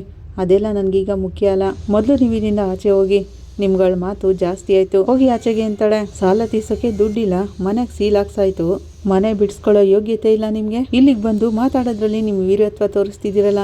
ಮನೆ ಬೇಕು ಅಂದ್ರೆ ಮಿಕ್ಕಿರೋ 38 ಲಕ್ಷ ದುಡ್ಡನ್ನ ಮೊದ್ಲು ಕಟ್ಟಿ, ಆಮೇಲೆ ಬಂದು ನಿಮ್ಗೆ ಇಲ್ಲಿ ಮಾತಾಡೋ ಅವಶ್ಯಕತೆನೂ ಇರಲ್ಲ. ತನಗ್ ತಾನೇ ನಿಮ್ ಮನೆ ನಿಮ್ ಕೈಗೆ ಬರುತ್ತೆ, ಅದುವರೆಗೂ ಆ ಸೀಲ್ನ ತೆಗ್ಸೋಕು ಆಗಲ್ಲ, ಆ ಮನೆ ನನ್ ಕಟ್ಪಾಡ್ನಲ್ಲೇ ಇರುತ್ತೆ ಅಂತಾಳೆ ವಿಶಾಲು. ಸೊ ನೀವೀಗ ಇಲ್ಲಿಂದ ಹೊರಡ್ಬೋದು ಅಂತಾಳೆ. ಆಗ ಶಾಂತಿ ಕೋಪದಲ್ಲಿ, ಬಾಯ್ ಮುಚ್ಚು ಸಾಕು, ನೀನ್ ನನ್ಗೆ ಏನು ಹೇಳ್ಬೇಕಾಗಿಲ್ಲ, ಆದ್ರೆ ಒಂದು ದುಡ್ಡಿನ ಮದದಿಂದ ತಾನೇ ನೀನ್ ಈಗ ಆಡ್ತಿರೋದು. ನೀನ್ ಕೊಬ್ಬಾಡುವ ಕಾಲ ಒಂದಿನ ಬಂದೇ ಬರುತ್ತೆ, ಆಗ ನಿನ್ನ ಕಾಪಾಡಕ್ಕೆ 1 ರೂಪಾಯಿನೂ ನಿನ್ ಜೊತೆಗೆ ನಿಲ್ಲಲ್ಲ, ಒಬ್ಬ ವ್ಯಕ್ತಿನೂ ಕೂಡ ನಿನ್ ಜೊತೆಗಿರಲ್ಲ. ಯಾರಿಗೋಸ್ಕರ ನೀನ್ ಇಷ್ಟೊಂದು ದುಡ್ಡನ್ನ ಕೂಡಿಡ್ತಿದೀಯಾ? ನಿನ್ ಮಗಳಿಗೋಸ್ಕರನೇ ತಾನೇ ಈ ಅನ್ಯಾಯ ದುಡ್ಡನ್ನ ಸಂಪಾದನೆ ಮಾಡ್ತಿರೋದು. ಇವತ್ತು ಹೇಳ್ತಿದ್ದೀನಿ ಕೇಳು, ನಿನ್ ಮಗಳಿಂದನೇ ನಿನ್ ಅಳಿವು ಆರಂಭ ಆಗ್ತಿದೆ. ಹೀಗೆ ಎಲ್ರನ್ನೂ ಏಮಾರಿಸಿ ಊರಲ್ಲಿರೋರಿಗೆಲ್ಲ ಬಡ್ಡಿ ಮೇಲೆ ಬಡ್ಡಿ ಹಾಕಿ ಎಲ್ರನ್ನೂ ಎದುರಿಸಿ ಬೆದರಿಸಿ ದುಡ್ಡು ಕಿತ್ತು ಸಂಪಾದನೆ ಮಾಡಿದೀಯಲ್ಲ. ನಿನ್ ಮಗಳು ಏನು ಇಲ್ದೇ ಇರೋನ್ನ ಒಂದಿನ ಕಟ್ಕೊಂಡು ಓಡೋಗ್ತಾಳೆ. ಹಾಗಂತ ಶಾಂತಿ ಹೇಳಿದ ತಕ್ಷಣ ವಿಶಾಲು ಶಾಕಿಂದ ಕೋಪದಿಂದ ಅಂತಾಳೆ. ಶಾಂತಿನೂ ಕೂಡ ಅಂತ ಎದುರಿಸ್ತಾಳೆ. ನೀನ್ ಈ ಕೂಗಾಟ ಹಾರಾಟ ಎಲ್ಲ ನನ್ನ ಹತ್ರ ಇಟ್ಕೋಬೇಡ, ಅದಕ್ಕೆಲ್ಲ ಎದುರುಕೊಂಡು ಬಚ್ಚಿಟ್ಕೊಳ್ಳೋಳು ನಾನಲ್ಲ. ನಾನ್ ಹೇಳಿದ್ದು ಒಂದಿನ ನಡೆಯುತ್ತೆ. ನಿನ್ ಮಗಳು ಏನು ಇಲ್ದೇ ಇರೋನ್ನ ಒಂದಿನ ಕಟ್ಕೊಂಡು ಓಡೋಗ್ತಾಳೆ. ಆಗ ನೀನ್ ಕೂಡಿಟ್ಕೊಂಡಿದ್ಯಲ್ಲ ಅನ್ಯಾಯ ದುಡ್ಡು, ಅದನ್ನ ಇಟ್ಕೊಂಡು ಅಳು ಕೂತ್ಕೊಂಡು ಆ ಕಸ್ತೂರಿ ಅಂತೇಳಿ ಶಾಂತಿ ಶಾಪ ಹಾಕಿ ಅಲ್ಲಿಂದ ಹೋಗ್ತಾಳೆ. ವಿಶಾಲಮ್ಮನ್ಗೆ ಆತಂಕ ಆಗುತ್ತೆ. ಇಲ್ಲಿಗೆ ಸಂಚಿಕೆ ಮುಕ್ತಾಯ ಆಗುತ್ತೆ. ನಿಮ್ಗೆ ಇಷ್ಟ ಆದ್ರೆ ಲೈಕ್ ಮಾಡಿ, ಕಮೆಂಟ್ ಮಾಡಿ, ಸಬ್ಸ್ಕ್ರೈಬ್ ಮಾಡಿ. Thank you.